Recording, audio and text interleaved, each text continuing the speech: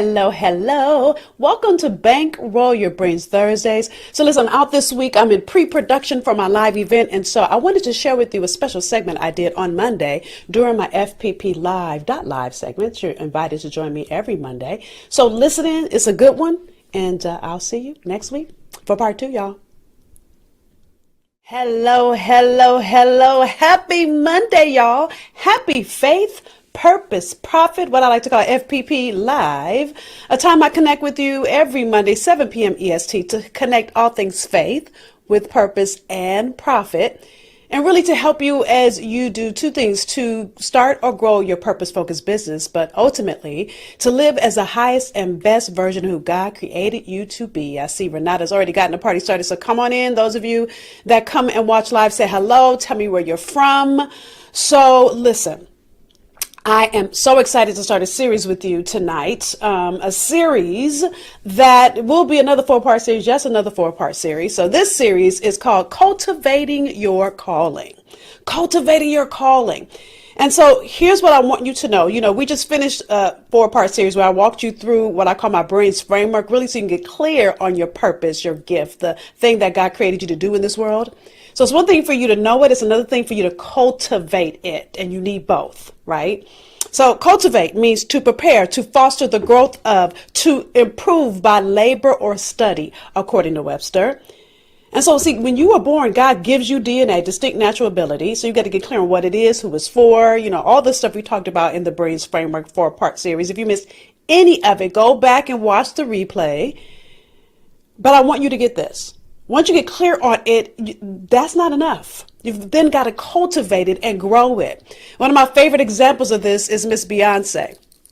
Now, listen, the thing I love about Miss Beyonce is that you guys heard me talk about this during the Brains Framework, you know, the whole Sasha Fierce conversation and her coming to a time in her career where in order for her to grow her gift, she had to be willing to go solo, which was scary because she had been on stage with 2-3 other women in her career. But even after she went solo, won a Grammy from her solo album, oh, she didn't stop there. You know, I can go on and on about what did she do after that. Now I'm going to say this out of order probably. Remember, you guys, she did the Lemonade album that dropped in the middle of the night. Then she had 2 babies and then did Coachella right after. Who does that? Then that wasn't enough. She then did Black is King. And I can go on and on. The point I'm making is she's committed to grow. She doesn't stay at one level. See, God never expected us to live on one level and stay there. There's always more for us to do, but you've got to be willing to cultivate your gift. Listen, there even came a time in my own business, in my own career, where I had to be willing to cultivate. And so I want to walk you through in this 4-part series what you need to do to definitely cultivate your gift, right? And so here we go. I'm going to go right in, right? So listen. Here's our foundational Bible verse for the week. Oh, first of all, let me tell you what our part 1 is our title is before I go into the Bible verse. So again, the series is called Cultivating Your Calling. So part 1 is, why do you want it? Why do you even want to cultivate your calling? Why do you want to get clear on your calling? Why are you doing this work? Why are you even here listening to me and joining me? So Proverbs 21:2 says, every way of a man is right in his own eyes, but the Lord weighs the heart. So I'm checking your motives, your big why. Listen, motives is the underlying reason for us doing everything we do. And so I have so much to talk about in this subject because as I do this work, the thing that I think is so interesting, I was listening to a sermon last night. I'm laughing at people's comments. I hear you, Erica. She said, I'm here, but can chat, but I'm all ears. She can't chat, but she's all ears. I know that's right. So listen, I want you guys to really get this. It's so imperative. See, God intends for you to make money in this world, but it's about profit. It's about the gain you give. But are you focused on making money because you want to buy things, you want to, amass wealth? And in other words, you're like, oh, I want to get that Louis Vuitton, I want to buy that new house. And there's nothing wrong with wanting those things, but that should not be your motive. Those things are gifts because you've been putting in the work.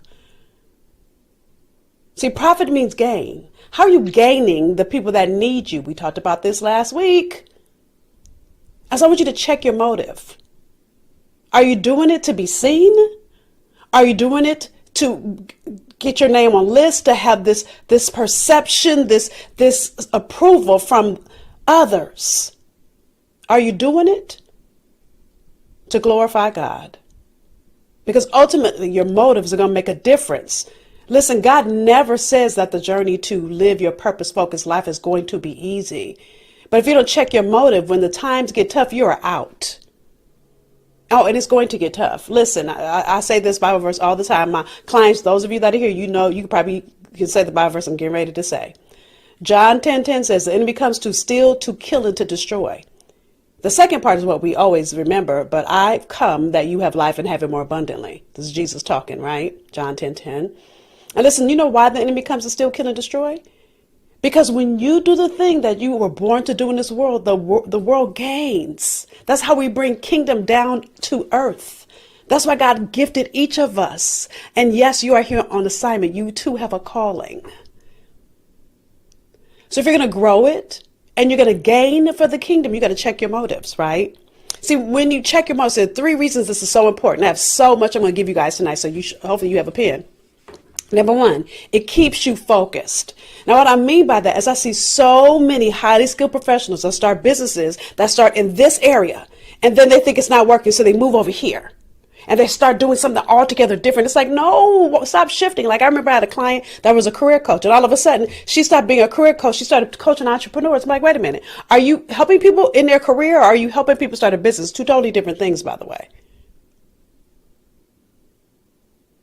Now, there are times that I'm called to go into corporations to teach, but I still teach on purpose and get you in alignment with a gift that you are, which is my gift. I'm not doing anything other than that. I can't help you figure out what your next career move is, nor am I going to try, because I'm clear on my assignment and I'm always growing me. My question is, how are you growing you and staying focused on the lane that God created you to dwell in? That's why the Brilliance framework that I walked you through the last series is so important. Because if you're not clear on your lane, you'll keep shifting with the wind.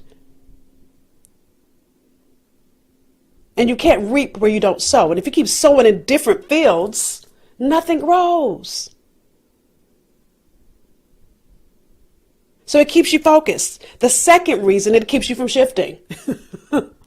So you know clearly what you are meant to do in your business, and you don't do anything outside of that. And then you don't shift. You know, there's an organization that keeps calling me to speak because they love me as a speaker. And she said, well, can you come and talk about nonprofit management? No. Can I? Yes. Should I? No. Because that's not the lane that God created me to dwell in. Purpose, yes. She asked me to speak on one other thing another time too. But you've got to be clear and uncompromising. Because when you shift, what happens is you're being irresponsible with your gift. Why do you want it? And why are you doing it? What's your big why? What's your motive? My motive to go and do that would be what? Because I love to speak, which I do. But then it makes it about me, instead of realizing that when I go and speak and make it about me, the people in that room do not get the transformation they need, because they need more than that 45, 60-minute, 30-minute speech from me. And if I don't teach and can't move them forward after that 45-minute, 30 for those that want to move it forward, then I'm being irresponsible. So it's not about can I's, should. The third reason is when you are cultivating your gift, it allows you to stand out. Now, my favorite example of this is David. Now, I've talked about David here in FPP Live a lot. I'm not going to go all of David's story. Go back and watch some of my replays from the top of the year. But when God was like, Saul cannot be king. Nope, he can't be king. Right? God sent Samuel looking for a king.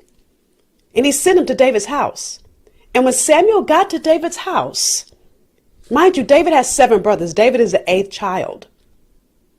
Samuel was looking at everybody else because everybody else was tall and good looking. And yes, that should be the king. And here's what God said to Samuel. This is 1 Samuel 16:7. But the Lord said to Samuel, do not look on his appearance or on the height of his stature, because I have rejected him. For the Lord sees not as man sees. Man looks on the outward appearance, but the Lord looks on the heart. So your heart is where your motives stem from. There's so many verse after verse after verse in the Bible that talks about the heart. Now, I even dug into my concordance in this Bible verse. I'm going to read it to you, right? Again, this is Samuel 16:7. Okay. I'm going to read the whole section. So this section is 16:6-7 in my concordance, okay? My Tony Evans study Bible.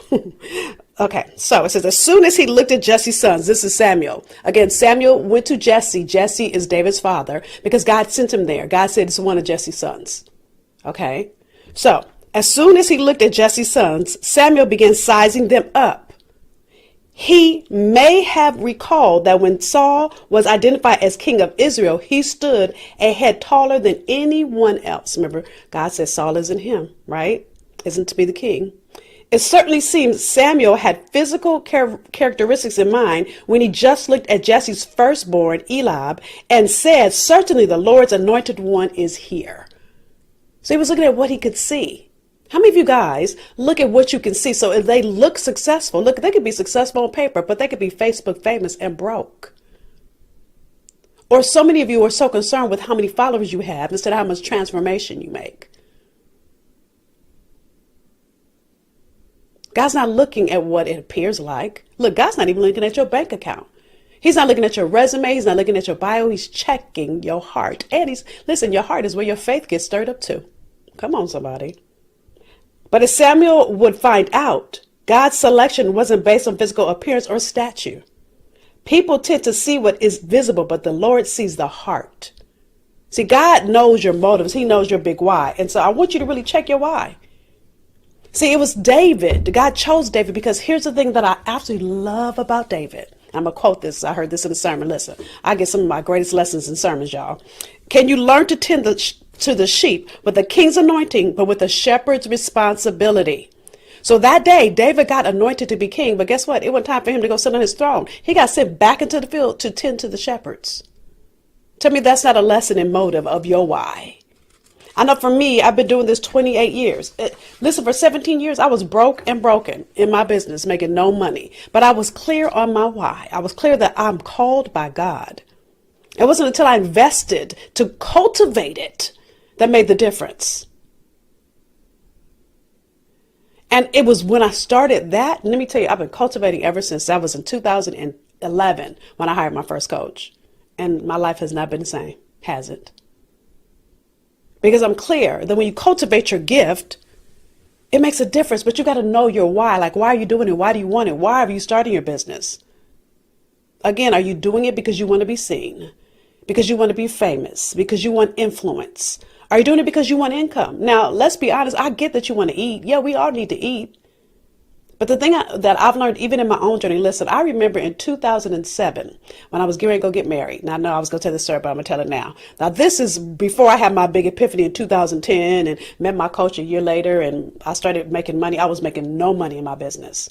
$13,000 was on a good year, those of you that have heard my story, okay? So remember, I was getting ready to go get married. I got married January 5th, 2007. So this was in December. This was the week of Christmas. I had no money in my business bank account. And I said to my then assistant, let's pray, and I got to just trust God. See, I know why I was doing this. I'm clear that God is the real CEO of my business. And so I had to give it to God. And so in that moment, in 2006, when she and I prayed, and we needed $5,000, I'll never forget, to cover all our bills for that next month. That's how little I made, little I spent even in my business. I went and got married, didn't worry about it. We prayed on December 26th. I will always remember this.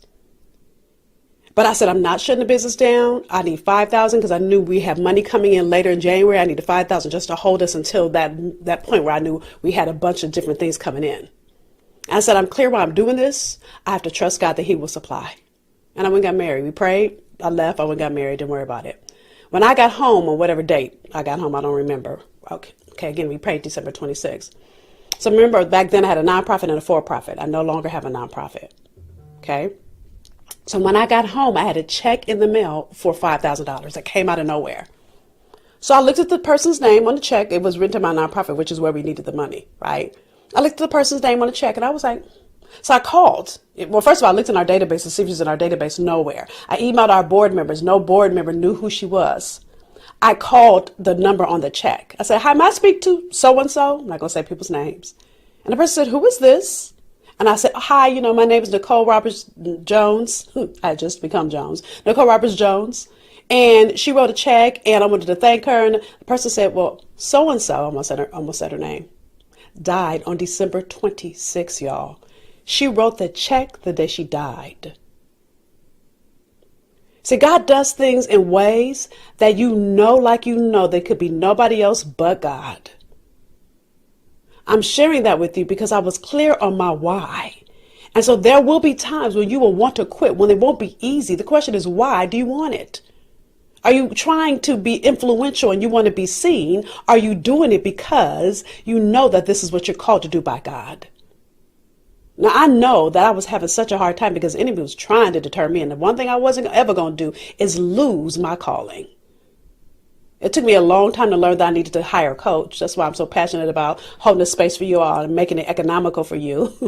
I'm being honest. It took me too long and I was being too cheap for too long. Let me keep it all the way real. But it was when I was willing to risk it all to gain it all that I stopped looking at my bank account. When I started looking at God, that money started coming in. God has been my supply ever since. I've had more than enough, like that woman with the oil. I've told that story among us as well.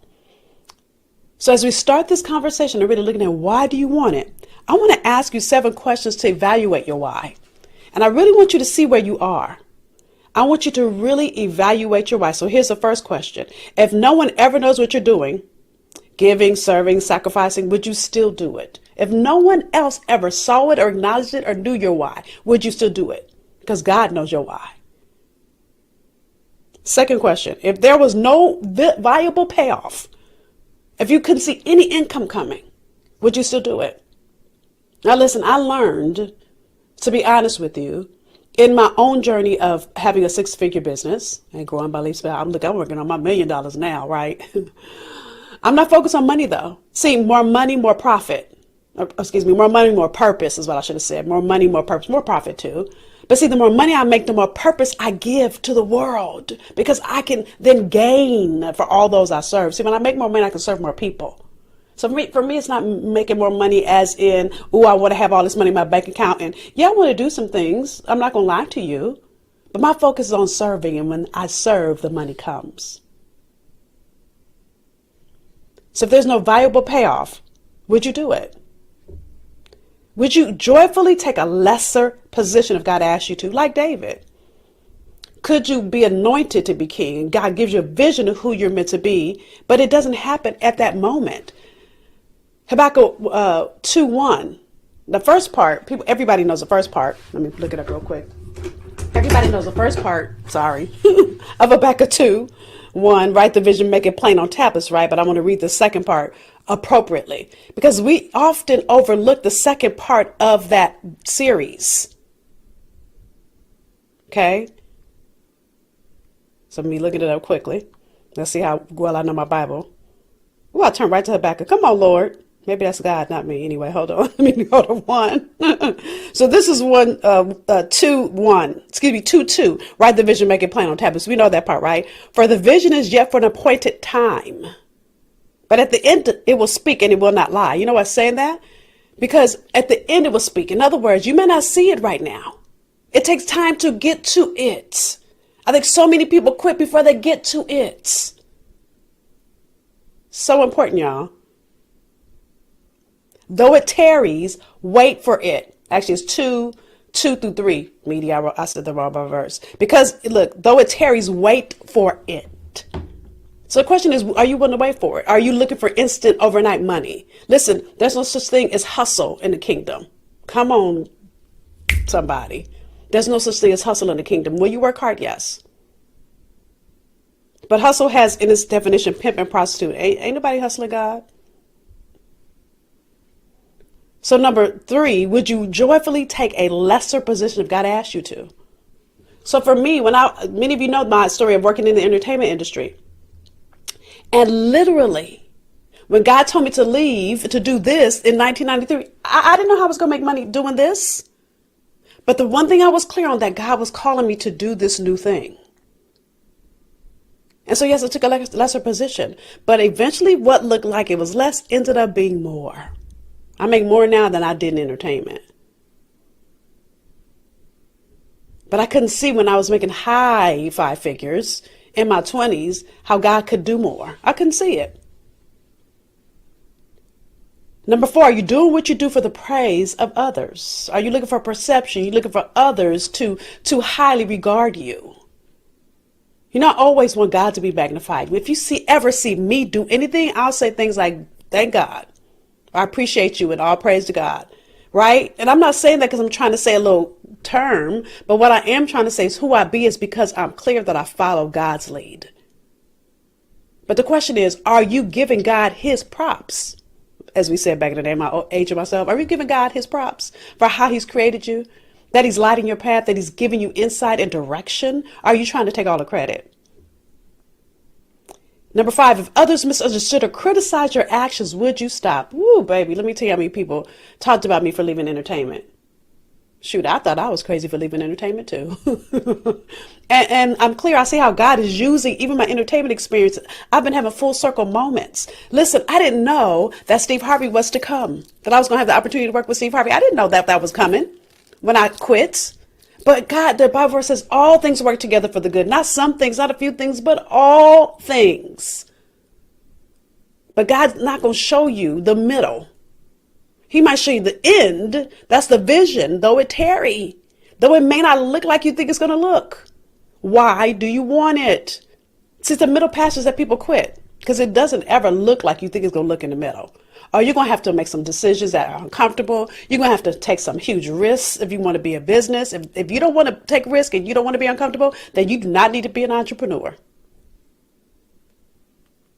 Matter of fact, you don't need to be a Christian for that matter. Ooh, I said it.